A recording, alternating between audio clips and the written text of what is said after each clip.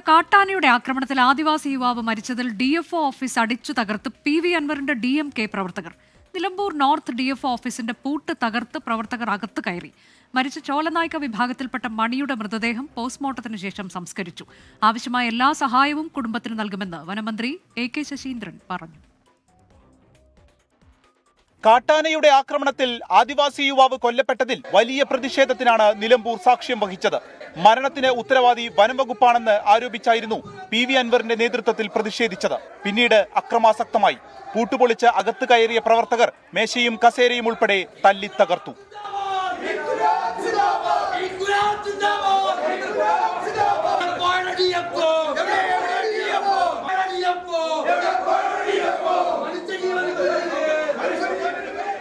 മൂന്ന് പേരെ police arrest ചെയ്തു. മണിയുടെ കുടുംബത്തിലെ ഒരാൾക്ക് ജോലി നൽകണമെന്ന് PV അൻവർ ആവശ്യപ്പെട്ടു.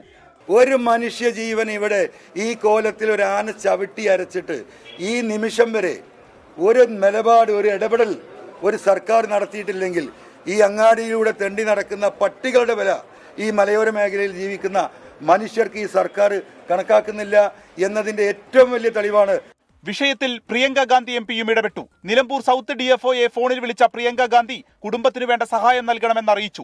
ഇന്നലെ വൈകിട്ട് 6:45 കണ്ണിക്കൈയിൽ നിന്ന് ഉൾവനത്തിലെ വീട്ടിലേക്ക് പോകുമ്പോഴാണ് മണിയെ കാട്ടാന ആക്രമിച്ചത്. ഇവിടെ ടൗണിൽ ഇറങ്ങിയിട്ട് തിരിച്ച് കാട്ടുകാരായിരുന്നു. കുട്ടികൾ ഹോസ്പിറ്റലിലൊക്കെ ഹോസ്പിറ്റലിൽ കാണിക്കാൻ വേണ്ടിയിട്ട് എല്ലാ കുട്ടികളും കൂട്ടിക്കൊണ്ടായിരുന്നു. 2-3 കുട്ടികളുണ്ടായിരുന്നു, ചെറിയ ചെറിയ കുട്ടികൾ. അതുകൊണ്ട് അങ്ങോട്ടും ഇങ്ങോട്ടും ഓടാനും ആസ്പത്രി കാണിക്കാൻ വന്നതാണ്. അടിയന്തര ധനസഹായമായ 10 ലക്ഷം രൂപയുടെ ആദ്യ ഗഡു ഉടൻ കൈമാറും.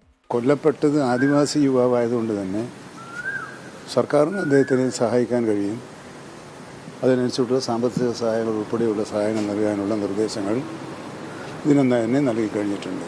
ചോലനായ്ക്കർ വിഭാഗത്തിന്റെ ആചാരപ്രകാരം ആന ആക്രമിച്ച സ്ഥലത്തിന്റെ പരിസരത്ത് തന്നെയാണ് മൃതദേഹം സംസ്കരിച്ചത്. 24 മലപ്പുറം.